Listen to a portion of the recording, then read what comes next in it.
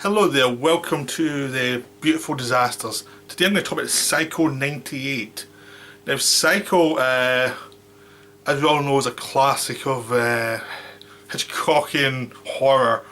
Made in 1960, it was a massive hit, very influential in horror. Just one of those movies that just delivered, thought it was a classic. You know, the Hitchcock fans are rabid about it. I mean, they're rabid about everything Hitchcock. I mean, Hitchcockian fans are rabid about Hitchcock being the greatest director ever, even though he's not, even remotely, the greatest director ever. But because he's a very simple style, so he has to be, he's an identifiable style, so he has to be great. That's the viewpoint. He has to be great. All these amazing themes. Most of the themes in the Hitchcock film are very basic. You can figure them out pretty quickly because it more or less tells you them either verbally or through very basic shots visually. There's a couple of great films he made, like Vertigo. Vertigo's brilliant. Rear Window's brilliant. North by Northwest is brilliant. Even Psycho's brilliant. Although I think it's the weakest of those films. But, I mean, my favourite of the Hitchcock movies is a Joseph Cotten film he made with Teresa Wright called Shadow of a Doubt. Most people don't think it's the best one. I think it's the best one. For me, at least. It's my favourite. It's one I can watch easily the most.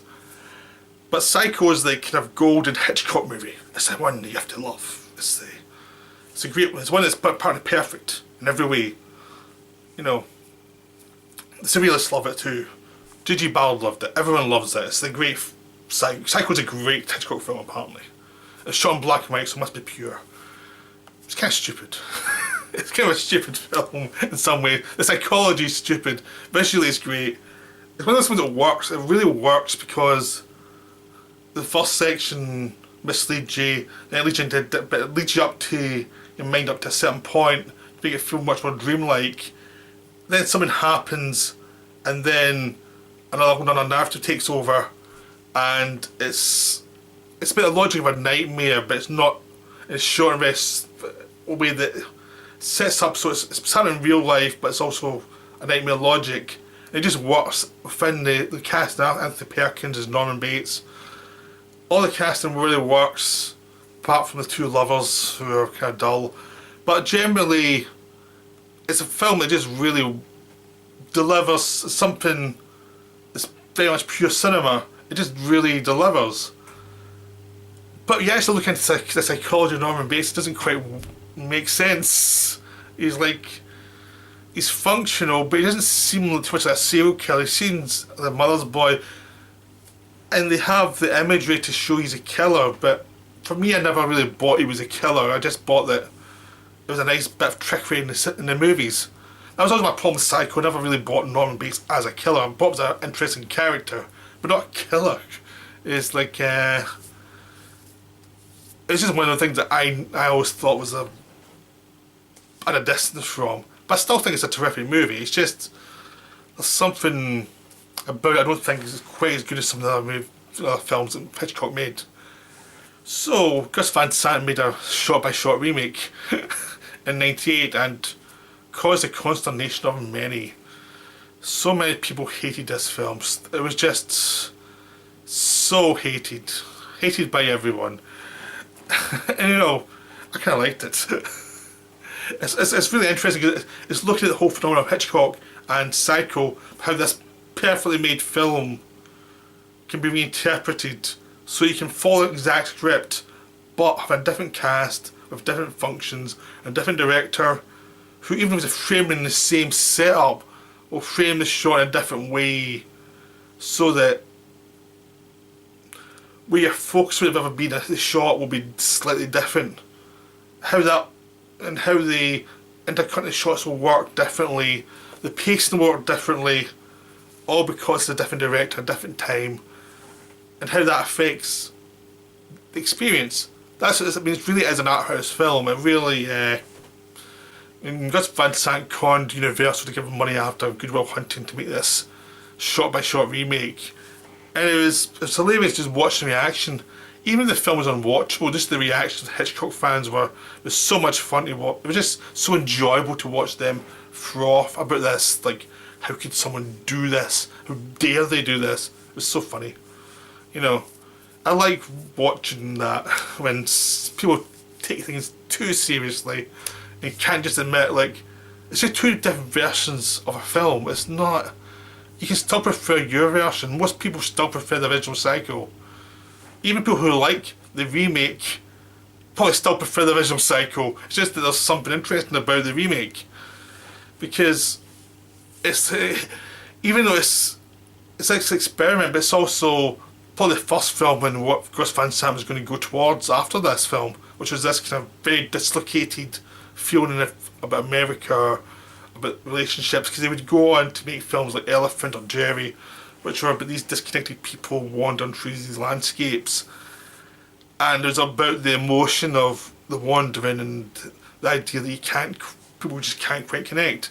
And this is the first film that started to go in this direction, even though it was focused completely on, you know, this very tight genre script, because they cast very differently every actor. Even though they're saying the same lines, their motivations are very different. In the original, Janet Leigh steals money, but she's a very pure person, a very kind person, and you know that she's straight with conscience, and she decided to try and do the right thing. In the remake, Anne Heche plays a character, and she's much more modern. She's a lot more internal, and it's a different feel. It's not the kind of pure emotion of someone who's been trained in the studio system to project like what the audience wants from them. What the audience wants from Janet Leigh, her to be very nice and to regret her mistake and try and go back and sort it. In the new version, they're following the same lines of logic, but it's now an actress who isn't projecting that at all, who hasn't been trained to project that, who's projecting a very flawed character, who may get even more flawed, and you're never quite sure where they're going to go. Her lover in this one is played by Viggo Mortensen. In the original, the character was dull. In this one, he's a much more interesting character. So the pace of the scenes are very different.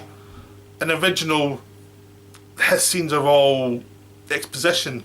In the remake, his scenes are all, even though they're exposition, they're all character beats, they're all eccentricity. So you get a different pace to those scenes. So it affects the film in lots of ways. So all these different actors affect the film. Julianne Moore plays the sister trying to find Marion in this one, and she's much more interesting than the actress in the original, because who's Vera Miles, because she's actually in the original is played as a stock character who's just out to get her sister back and find what happened. In this one, it's what's she actually after? You know, she's passionately trying to find her sister, but there are other elements. She's much more observant and notices a lot more. So when you're watching the scenes, it feels very different. The biggest difference is Vince Vaughn as Norman Bates. In the original, Anthony Perkins plays this nice mother's boy who turns out to be a killer. As I said earlier, I never quite believed the killer side of it. The way Hitchcock did it kind of it brought you up to speed, but it never really clicked for me that he was a killer. He always just seemed too genteel for that. In the new one, you don't believe Vince Vaughn is a mother's boy, but you can believe he's a killer quite easily. But there's a kind of vacant quality he brings to this one. He turns off the charm, and there's a dead-eyed feel to him. Like, even when he's talking, he's this kind of hollow laugh to him, and there's you feel there's something not quite connecting, and he's projecting this facade, and he's trying to connect, but there's something not quite there. So it's a very different performance, you have very different feelings. So a lot of the stuff that's very melodramatic in the original just strikes false, because you know that's not what killers are like. So there's lots of stuff in the original that is very melodramatic, lots of little details that Hitchcock set up as visual aids to get you from one nightmare scenario to the next.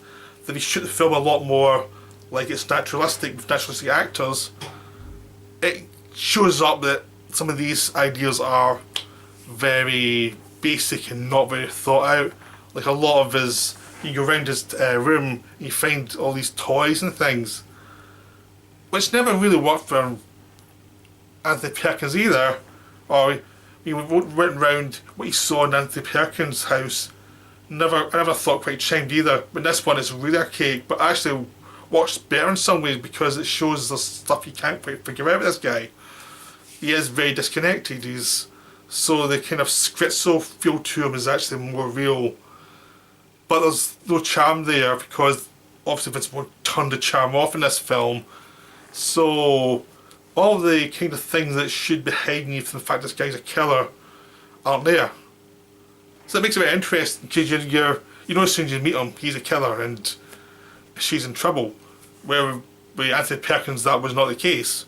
So you're seeing all these scenes take place with different contexts, different kind of characters. So Anne Heche and Vince Vaughn are playing different characters, type of characters that was played in the original. So it's a very different pacing.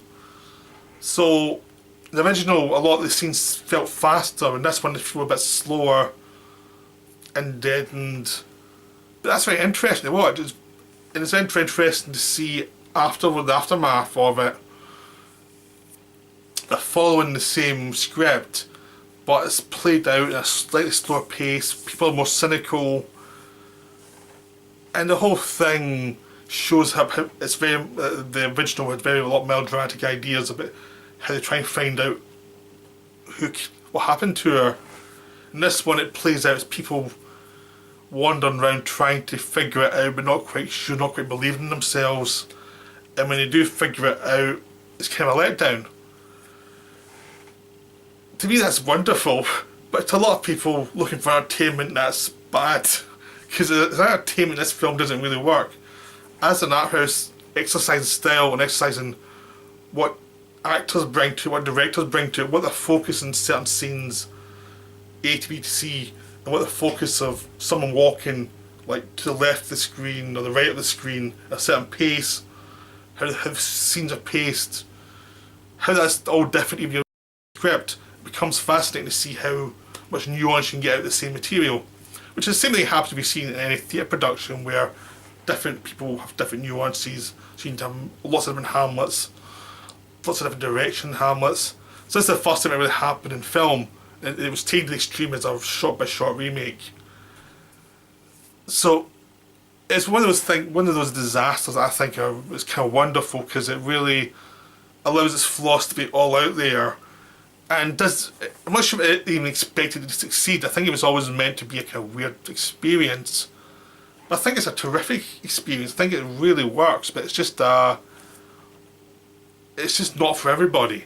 But it is fascinating if you love films and if you love what directors and actors bring to films, which is why I'm not surprised that the Hitchcock fans went mad, but I'm surprised that like people who love films beyond the cult of a director would be mad, because it's interesting how it looks at what you're seeing and what you're bringing to a film and what other people bring to the film and what the creators bring to the film.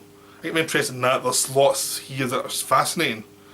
I think if you want to glorify directors, this film is obscenity to your tastes, but I don't always think directors are more interesting when you see the flaws and you see everything about them, not just how great they can be. So this one's a beautiful disaster. I don't expect his reputation to improve much in the future, but I think it's worth talking about still because it is, in its own way, a wonderful little film. Well, I hope you enjoy that. Up next is Videodrome.